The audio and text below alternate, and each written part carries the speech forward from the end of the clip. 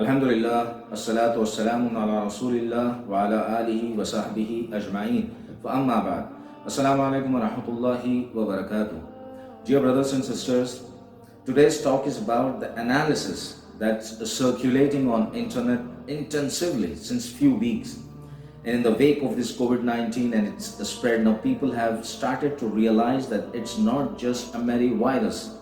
There is something sinister going behind the scenes. So there are many videos, in particular the video which is flashing the agenda of Illuminati, and they are referring to a particular magazine called The Economist and its headlines, namely, everything is under control, the spread of this virus, the summer without winter. Actually, these are subliminal messages conveyed by these occults to their followers and the common people. Before that, the people who have created these videos and the presenters and the analysts, they are making a serious mistake. With all due respect to those presenters and analysts, these analyses are incompetent. I found many discrepancies in these analyses. And the reason is, your viewer is perplexed.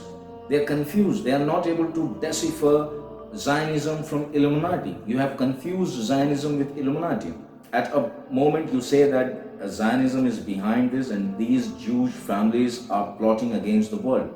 And on the very next moment you say Illuminati.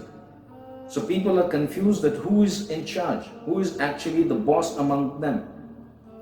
So I would like to expound the differences, not actually the differences, but they are two different phenomena. They are two poles apart. They don't share any common goal or ambition.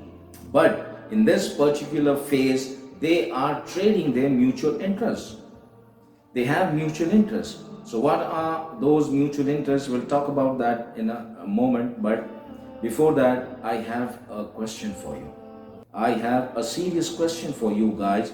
That are you just sharing it as a news piece or just like a piece of information, or you are serious about it? If not, please be serious. This issue is of a paramount importance. It's all about the prophecies of Muhammad sallallahu alaihi wasallam regarding end times and the major signs. It's all about the future of Muslims and the future of this world, and it's all about the world orders emerging out from it. And we know that at one hand there is an evil plot going, and it appears to be at its epitome. And at other hand there is a divine plot, the plot of Allah subhanahu wa ta'ala, which ultimately overwhelm and dominate the evil plot. So if you're serious, then let's get together.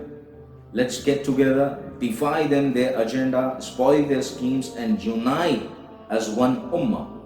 And I'm looking forward for the individuals and the organizations who want to work for this generous cause, for this goal of defying them and uniting this ummah as one ummah.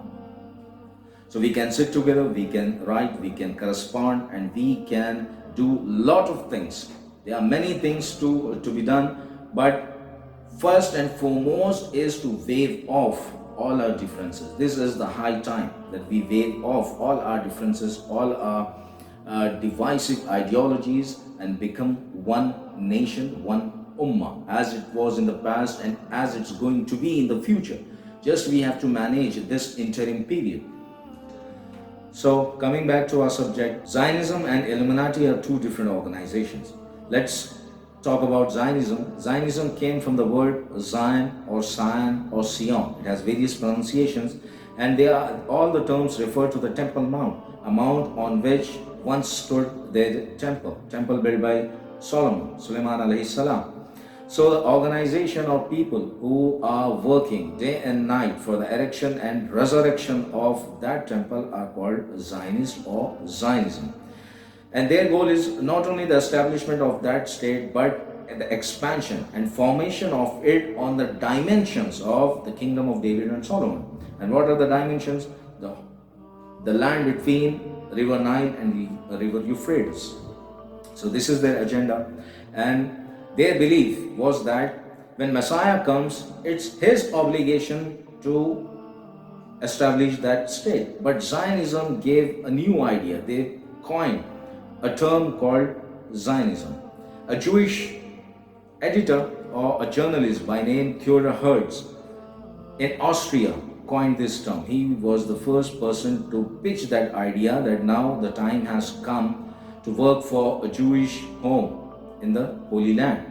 So many wealthy and influential people of the world, they joined hands, they opened their coffers for Theodor Herz, and Rothschild was one among them. So gradually this movement took off, and in the midst of First World War, when Great Britain was at the verge of defeat, this community struck a deal with Great Britain. They said that we will prevent your defeat and it will change it into your victory. So they invited America into the war. When America entered, the tables were turned. Germany was defeated, and Great Britain and their allies, they came out as victorious. So now the time came to fulfill the promise. So Balfour, the foreign minister of Great Britain, he wrote a declaration that now the time has come for the establishment of a Jewish home in the Holy Land. So that's how it all began. And after the Second World War, after the Holocaust, all the Jews across the globe were convinced that we are no longer safe, we are no longer secured in the world, so we need to migrate to the Holy Land. So as the state was formed, now their ambition is to expand it. But it cannot be done without great force, as it's surrounded by Arab nations. If they attempt to attack any Arab nation, they know that the whole Islamic world will come together. And they attempted it in 1947 and in 1967, but were defeated. Now they think that once they re-attempt it, they should be in a position that no opposition can match their power. So the power, they accumulated power by banking and by controlling those who control the world, United States of America, and Illuminati on their back, they are pursuing their agenda. And on the subject of Messiah, there was a difference. There was a conflict between ultra-Orthodox Jews and Zionism. The heretic school of thought among the Jews, they posed a serious threat to Zionism. They said that this is against our teachings, this is against our Torah and Talmud, that we are living a life of diaspora and we cannot work for a formation of state unless and until our Messiah appears. And when Messiah comes, it's his obligation to form that state of Israel. And so a conflict began. They spilled each other's blood, and finally Zionism overran and controlled this heretic school of thought. Now they are compatible and working hand in hand for the expansion of Israel. When the actual Messiah came, they rejected Jesus, Isa alayhi salam, and crucified him. So in their side, that seat, that designation of Messiah is still vacant.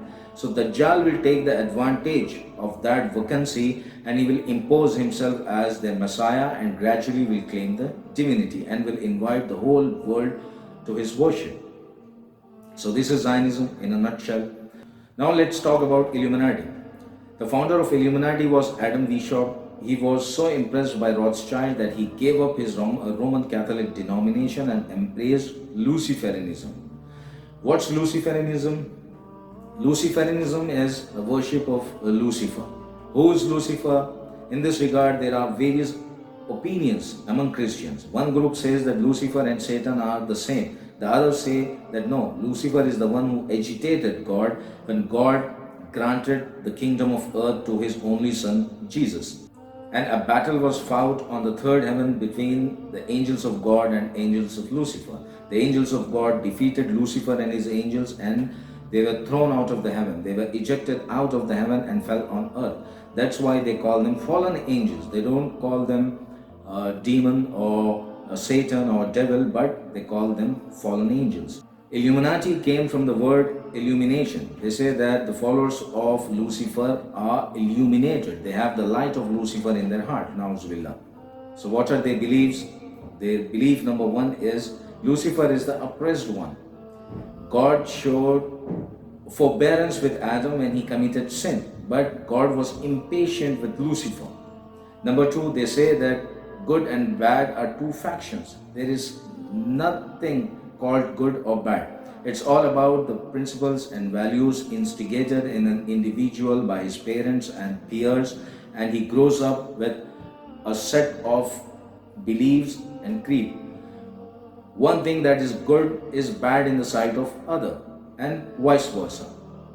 Belief number three, that they believe that this kingdom of earth belongs to Lucifer. So we have to work, we need to work for the formation of that kingdom. The most dangerous belief is that they believe when Jesus returns, he will abdicate his kingdom or his throne in favor of Lucifer. So the rule of Lucifer on this earth will be eternal, and Jesus' rule in the heavens will be eternal. And Lucifer will bring back to life all his followers. He will raise them from dead, and his rule on this earth will be eternal. So they say, as the destiny of this earth belongs to Lucifer, so Lucifer will be the ultimate ruler of this world, so why not we work for that kingdom?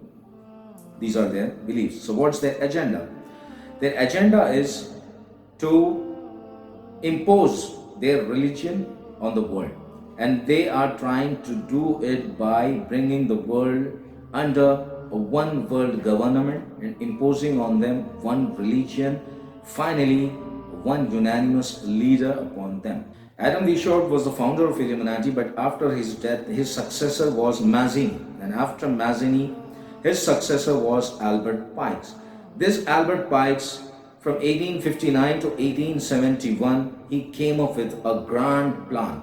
He said that to impose our agenda, we need to engage the world in great wars. We need to depopulate the world and bring it to a controllable size. So for that, great wars should take place. So he designed 3 world wars, and 2 world wars occurred at their designated time. But the 3rd world war is due to happen. And in that 3rd world war, they want to bring Zionism and Islam in a face-off. And when that time comes, the world will be divided into 2 groups. Half the world will be with Zionism, and all the Islamic world will be at one side. But this World War III was delayed due to various factors, internal factors and external factors. For triggering this 3rd World War was the Iranian Revolution. It was unexpected event. It was out of the books. They miscalculated it, and they feared that if this revolution is let loose, it will spread into all the Islamic nations, especially the Shia community or the Shia governments ruled by Shia families or Shia governments. So gradually, event after event, it got delayed. And on the journey, on the way, Pakistan pursued the nuclear ability, and then Iran. So these are the obstacles they are facing. So as I said in my earlier video, that nuclear weapons are unlikely to be used in this world war. So there has to be an alternate to it. So this COVID-19 will act. This will function as an alternate of nuclear war. So they can depopulate the world, and then the conventional wars takes place.